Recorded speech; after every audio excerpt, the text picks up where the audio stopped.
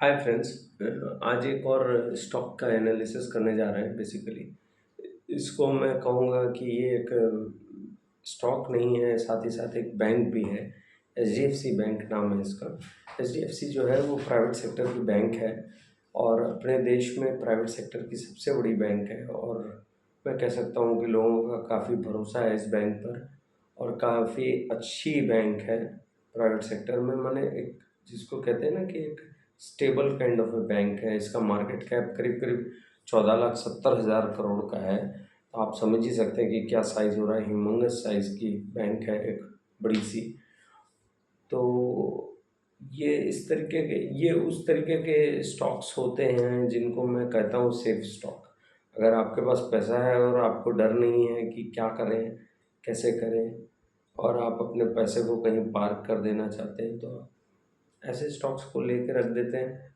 और पता नहीं कब रिटर्न का तो नहीं कह सकता हूँ कि कितना रिटर्न बना कर देगा, कितने समय में देगा। बिकॉज पिछले अगर एक सवा साल 1.5 साल का देखें अगर इसका ट्रैक रिकॉर्ड प्राइस एक्शन के लिहाज से, तो बहुत ज़्यादा रिटर्न नहीं बना कर दे रहा था। रिसेंट के 6 महीने 8 महीने में अगर देखेंगे तो आप पाएंगे कि फिर भी स्टॉक ने रिटर्न बना कर दिया। थोड़ा बहुत 200-400-500 रुपये तक ऊपर गया। उसके बाद फिर अब तो बोनस दिया जा चुका है, एक शेयर के अगेंस्ट में एक और शेयर दिया गया सबको।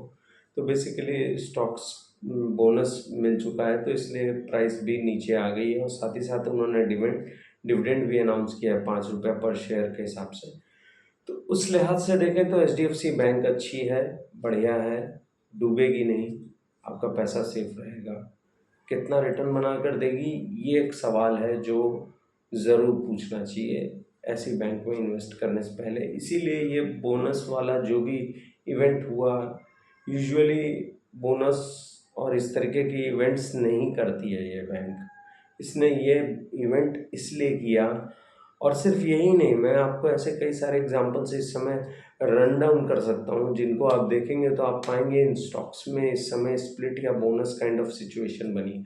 जैसे रिलायंस को देख लीजिए आप। रिलायंस में भी सेम चीज़ हुई।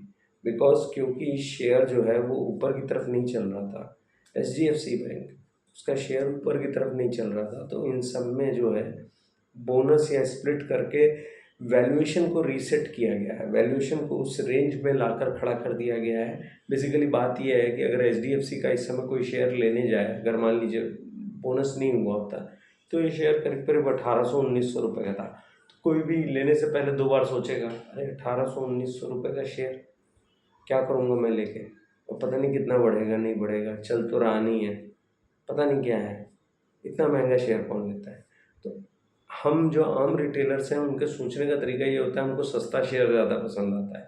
तो यही वैल्यू रीसेट की जाती है। ये कंपनियां अपनी वैल्यूएशन को रीसेट करके आपको उस रेंज में ला देंगी कि आपको लगेगा कि नहीं यार ये सही तो है, इसको ले सकते हैं, ये आगे चल के तो ठीक होगा। अब जैसे इस समय एचडीएफसी का शेयर जो 1800-1900 का था वो इस समय 900-950 पे है। तो आपको रिलेटिवली लगेगा कि ठीक तो है यार, एचडीएफसी मिल रहा है 900 में, और क्या चाहिए। अरे चाहिए ये नहीं, चाहिए ये कि रिटर्न क्या बना कर देगा ये आगे। सवाल ये पूछने वाला है कि ये आगे रिटर्न क्या बना कर देने वाला है बेसिकली। तो प्रॉब्लम वहाँ है, प्रॉब्लम यहाँ है और प्रॉब्लम नहीं है बेसिकली। प्रॉब्लम ये है कि क्योंकि बैंक इतनी बड़ी हो चुकी है, उसमें वो ग्रोथ नहीं है जिसके बेसिस पर आप आगे इस पर रैली कर सकें या आपको रिटर्न बन कर दिखे। लंबे समय में बैठ जाएंगे तो पैसा बन जाएगा, ऐसा नहीं है। मैं तो ये साफ पहले ही कह चुका हूँ कि बैंक बहुत सेफ है। ना एनपीए हैं, ना जीएनपीए हैं, कोई गड़बड़ कुछ भी नहीं है बैंक में, सब कुछ फर्स्ट क्लास है इवन। तो इस तरीके की जो है, ये दो स्टॉक मैंने बताया जैसे रिलायंस और एचडीएफसी में हुआ। इवन सेम चीज़ आप देखेंगे नेस्ले में हुआ, एंड एचयूएल में भी सेम चीज़ होने जा रही है ऑलमोस्ट। अगर अभी नहीं होगी तो 6 महीने के अंदर अंदर आप देखेंगे कि एचयूएल में भी उसका प्राइस भी करीब करीब आधा आ जाएगा। तो ये बेसिकली हो यही रहा है, वैल्यूएशन रीसेट हो रही है। एक्चुअल में वैल्यूएशन रीसेट इसलिए कर रही है क्योंकि मार्केट में अब लोग इतने महंगे शेयर लेने को पसंद नहीं करते। आपका रिजल्ट प्राइस प्राइस एक्शन को जस्टिफिकेशन नहीं देता। बेसिकली आप 1800 1900 2000 का शेयर हो पर आप चलो नहीं आगे, तो लोग कहते हैं भाई क्या बात है, मैंने क्यों लेके रखा हुआ है, ये तो चलता तो है नहीं यार। तो इस तरीके की जो फीलिंग रिटेलर्स की आती है उसके पीछे कारण ये होता है कि हम देखते नहीं कि कंपनी किधर जा रही है या बिजनेस कहाँ जा रहा है। तो ये सारी चीज़ें का मैं जैसे मैं देखता हूँ तो मैं वहाँ पैसा डालने की कोशिश करता हूँ जिसमें मुझे लगता है कि इसमें ग्रोथ है आगे, इसमें लगता है कि ये आगे बढ़ने वाला है, जिसमें संभावना लगती है कि ये कुछ ट्राई कर रहे हैं अलग। अब जैसे एच डी एफ सी का ही मैं डिटेल्स पे आपके साथ जाऊँ अगर, तो एच डी एफ सी का जो लोन बुक है, लोन बुक ग्रो हुआ है करीब 7% से। तो सिर्फ 7% के लोन बुक ग्रोथ हुआ है, और अगर आप देश का जीडीपी देखें तो वो करीब 8% का है।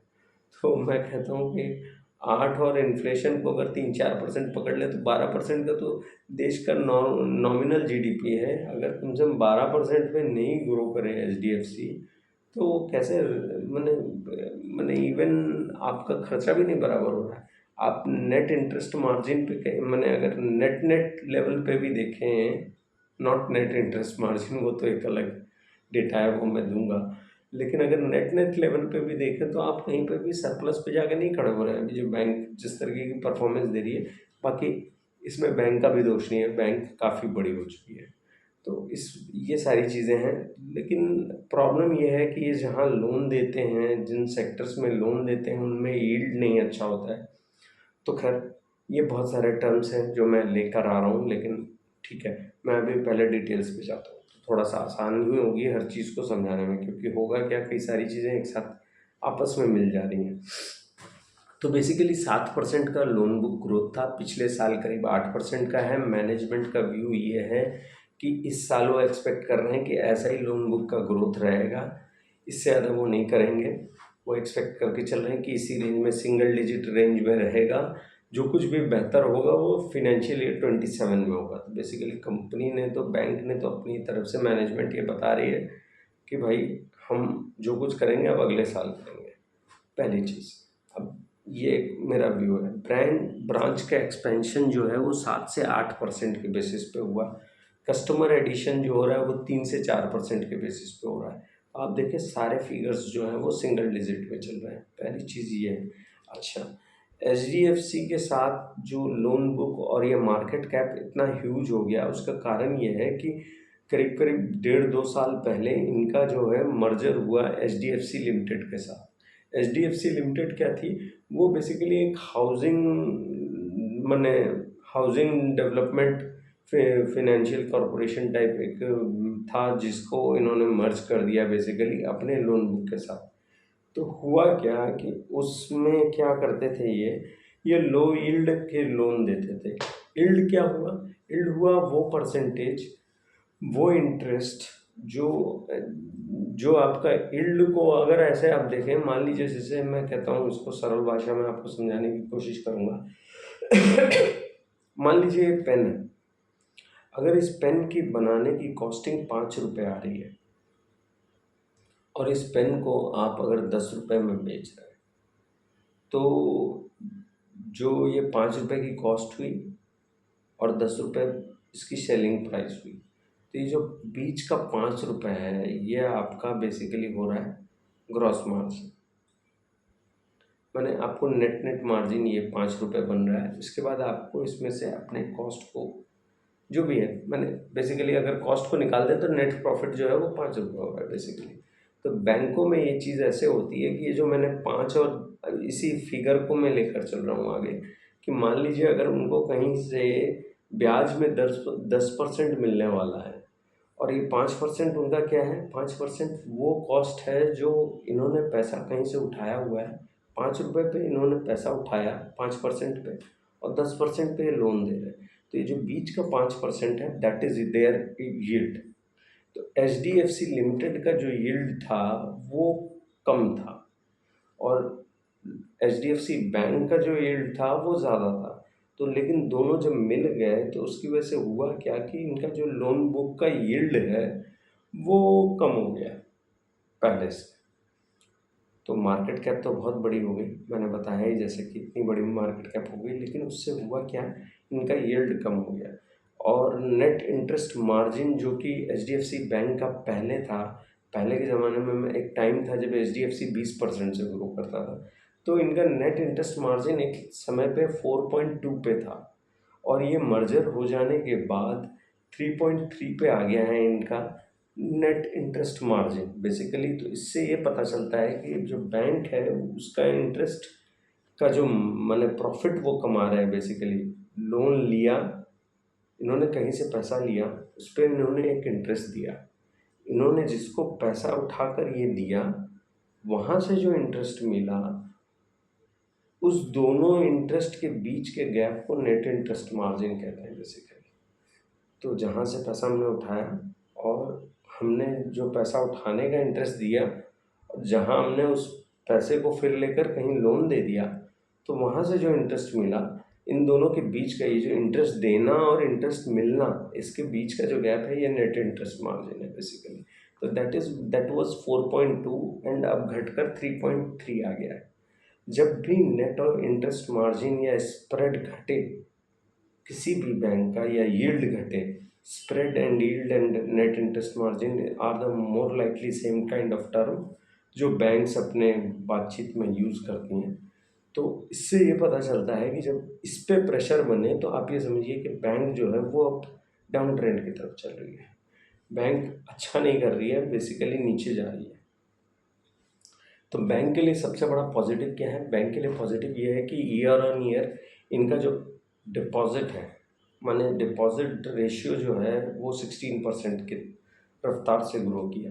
बेसिकली 16% इनके पास लोगों ने पैसा रखने के लिए बैंक में एफडी की या डिपॉजिट्स जमा कर दिए, जिस पे बैंक उनको एक इंटरेस्ट देती है बेसिकली।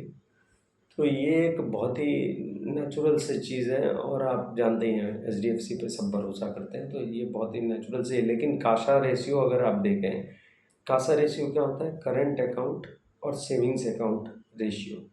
माने ये वो पैसा होता है, सेविंग्स पे इनको क्या इंटरेस्ट देना पड़ता है? 3.5%। करंट पे कुछ भी नहीं देते। तो बेसिकली ये वो पैसा होता है जिस पर इनको कोई इंटरेस्ट नहीं देना होता है। तो जितना ज़्यादा इनका कासा का डिपॉजिट बढ़ेगा, वो पैसा इनके लिए फ्री होगा, जिसको ये बैंक दूसरों को लोन देकर वहाँ से इंटरेस्ट कमा सकेंगे। तो वो जो रेशियो है वो भी 41 से 38 आ रहा है। बेसिकली हो ये रहा है बैंकिंग सेक्टर में, इसमें आप किसी भी बैंक को उठाकर देखेंगे सबका कासा रेशियो नीचे की तरफ जा रहा है, बिकॉज लोग जागरूक हो गए, लोग अब बैंकों में पैसा नहीं रख रहे हैं। उन्होंने बेहतर मीडियम्स देखे हैं जहाँ पर वो पैसे को डाइवर्ट करते हैं, या तो बहुत सारे लोग मार्केट में पैसा लगाते हैं, मार्केट में तो खैर नहीं कहूँगा, अभी बहुत सारे लोग हैं, लेकिन म्यूचुअल फंड इज़ एन वे जहाँ पर लोग ज़्यादा पैसा इनफ्लो कर रहे हैं। म्यूचुअल फंड में एसआईपी के थ्रू लोगों ने पैसा पार्क करना शुरू कर दिया, तो जिसकी वजह से बैंकों में ये लिक्विडिटी का क्राइसिस आ रहा है कि बैंकों को ये डिपॉजिट्स नहीं मिल रहे हैं।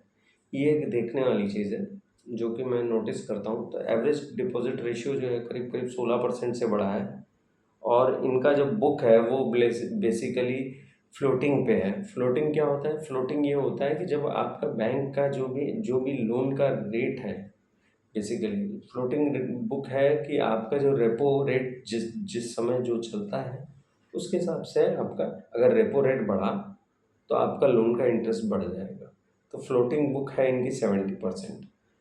इसमें होता ये है कि जैसे जैसे अभी क्योंकि साइकिल रेट कट की नीचे की तरफ चल रही है, तो जैसे जैसे रेट कट होता जाएगा वैसे वैसे इनको जो है इनका फ्लोटिंग बुक होने की वजह से इनका इंटरेस्ट रेट भी कम होगा।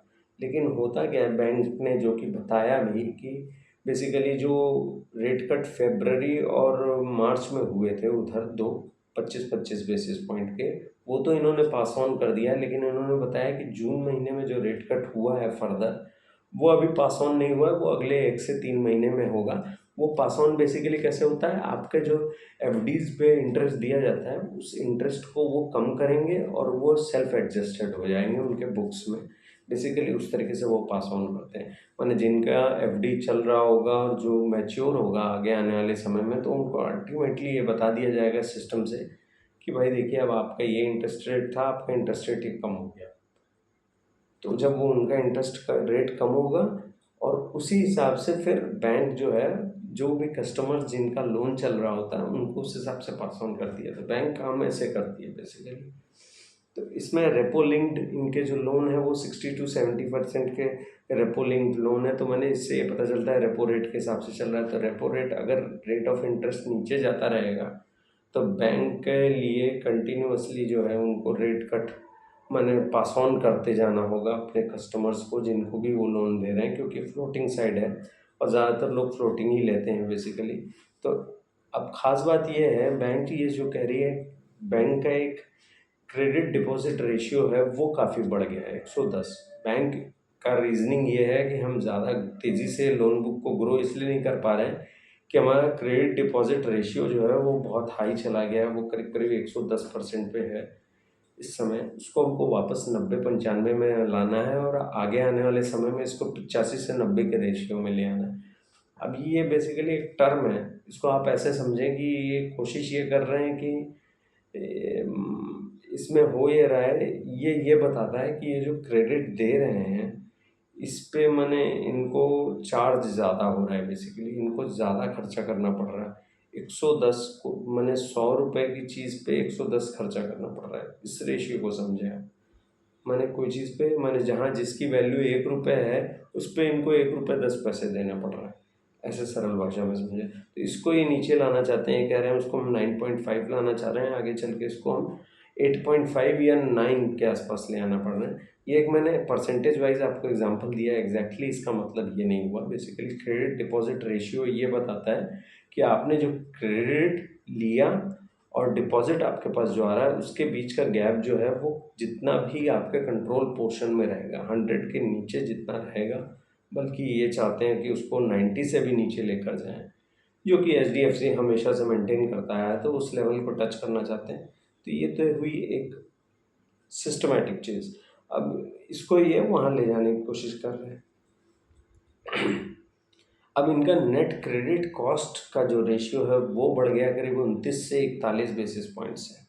तो ये बेसिकली ये बताता है कि इनका जो क्रेडिट कॉस्ट का जो है रेट वो भी बढ़ रहा है बेसिकली। तो बैंक का जो पूरे मैट्रिक्स हैं वो ये सारी चीज़ों पर निर्भर करते हैं। अगर आप कंटिन्यूअसली ये सारी चीज़ें, और ख़ास बात आपको मैं एक और चीज़ कहना चाहता हूँ इस वीडियो में, मैं ये भी एक्सप्लेन करना चाहता हूँ कि बैंक किसको किसको लोन देती है। कॉरपोरेट्स को लोन देती है, रूरल में लोन देती है, रिटेल में लोन देती है। तो बेसिकली यहाँ जो इंटरेस्ट चार्ज है वो एक लिमिट है।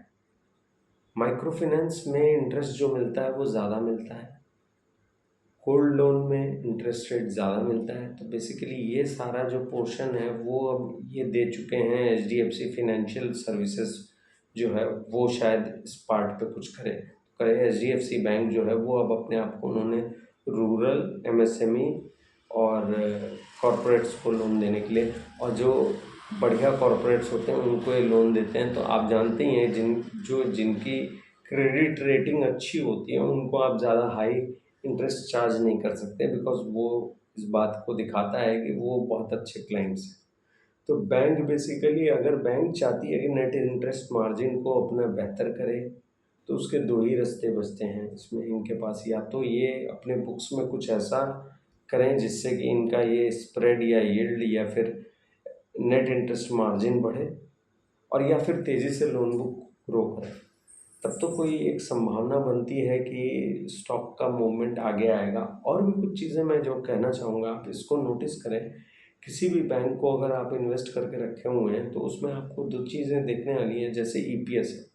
अगर आप EPS को देखें, अगर आपका EPS जो है अर्निंग पर शेयर, वो अगर नीचे की तरफ जा रहा है और ROE बैंक में खास करके वो अगर नीचे की तरफ जा रहा है तो वो एक इंडिकेशन दे रहा है कि बैंक इस समय जो है वो नीचे की तरफ जा रही है।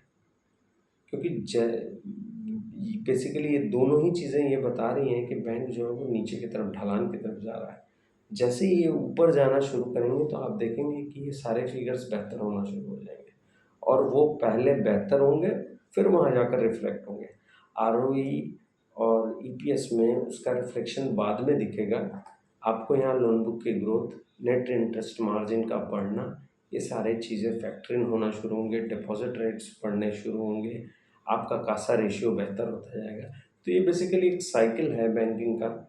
तो इनको बेहतर करने के लिए जो मैंने देखा, जो मुझे समझ में आया इस बैंक में, बेसिकली बैंक बहुत अच्छी है, कोई प्रॉब्लम नहीं है, ना एनपीए का प्रॉब्लम है, ना जीएनपीए का प्रॉब्लम है, कोई बैंक में इश्यूज़ नहीं है। बैंक बेहतरीन काम करती है और ट्रस्टवर्दी है।